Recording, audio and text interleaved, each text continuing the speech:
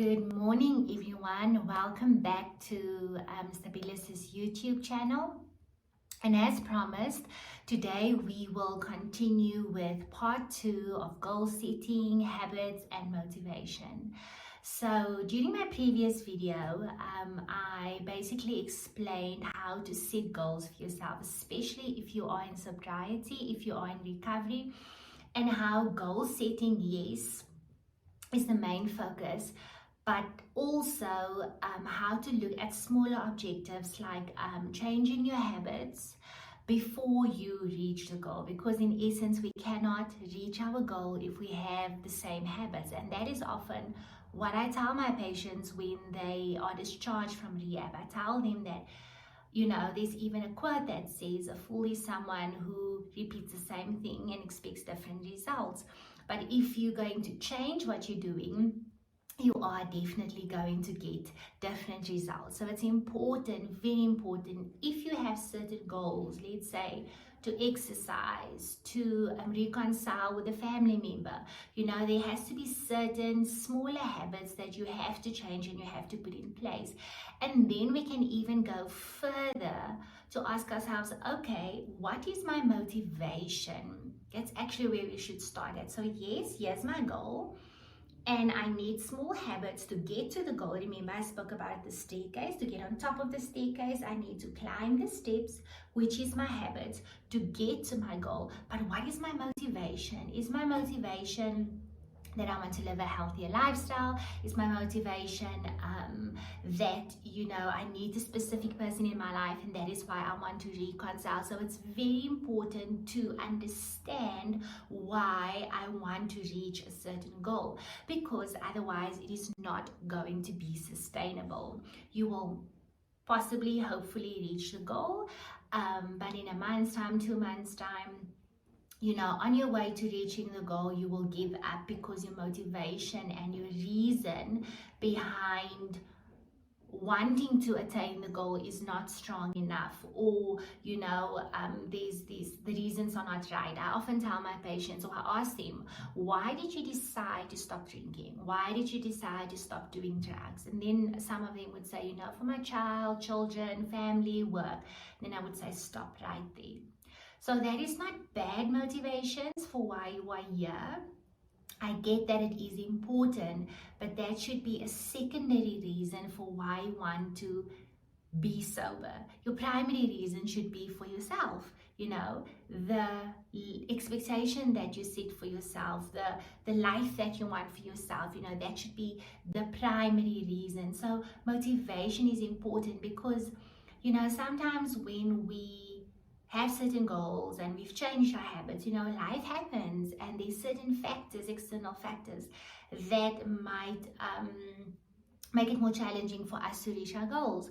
And if we don't have a strong enough motivation for why we want to reach the goal, then it's so much easier to stop and to give up. Okay, as promised, let me move on. I want to show you today basically how to create a habit plan. Okay, so I'm going to give you an example. Okay, so let's say your goal is, one of your goals after rehab is, I want to have a healthier body. That is my motivation.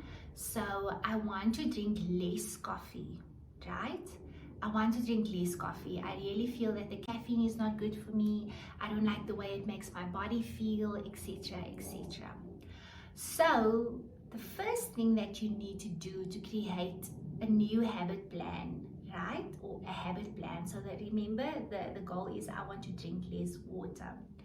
So how am I going to drink less? I want to drink less coffee. So how am I going to drink less coffee? By drinking more water. Okay, how can I do that?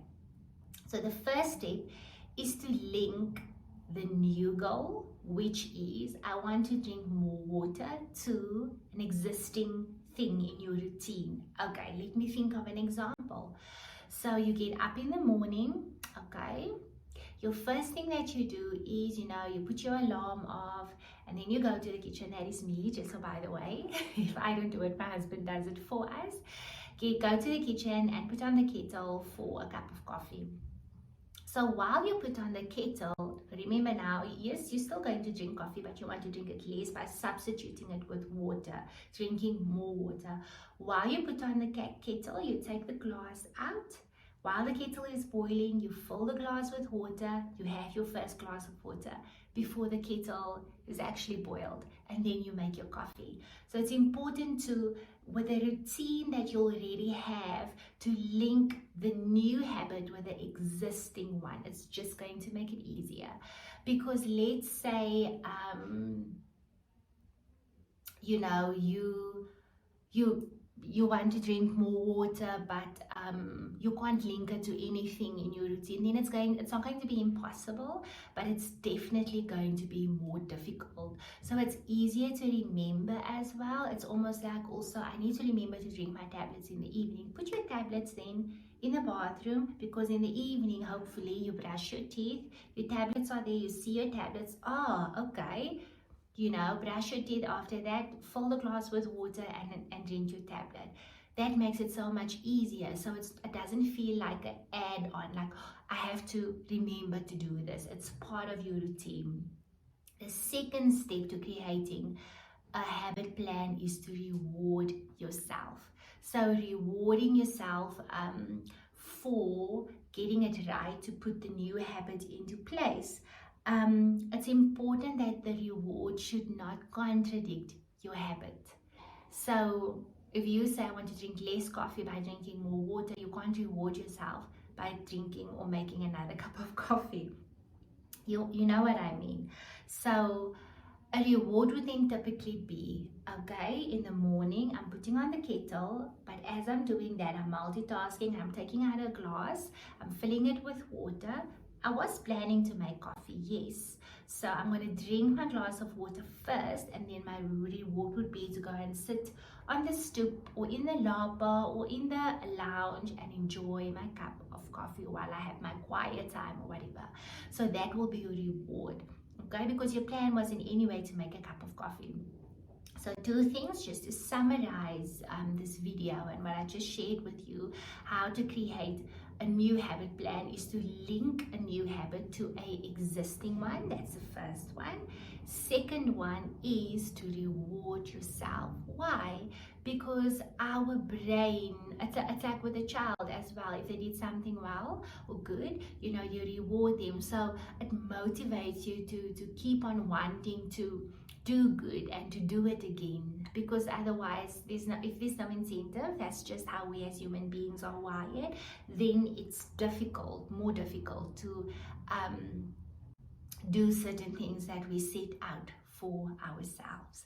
So this was very simple, very easy. I know we are in April already, but it's not too late to set certain goals for you to change your habits. You know, I know time is going like this and there's a lot happening around us, but try to make it easier for you, to try to make it simple. You don't have to focus on this 50 lists of things to do.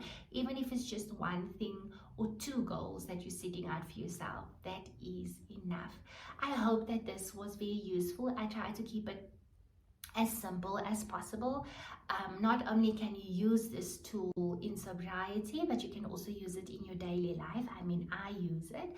So yeah, please remember to like this video, to subscribe if you haven't subscribed yet, and you can, you know, comment if you have any questions or you want to know anything or anything that wasn't clear. You can just ask me about it. Have a lovely day and a lovely Easter weekend that's coming up. Goodbye.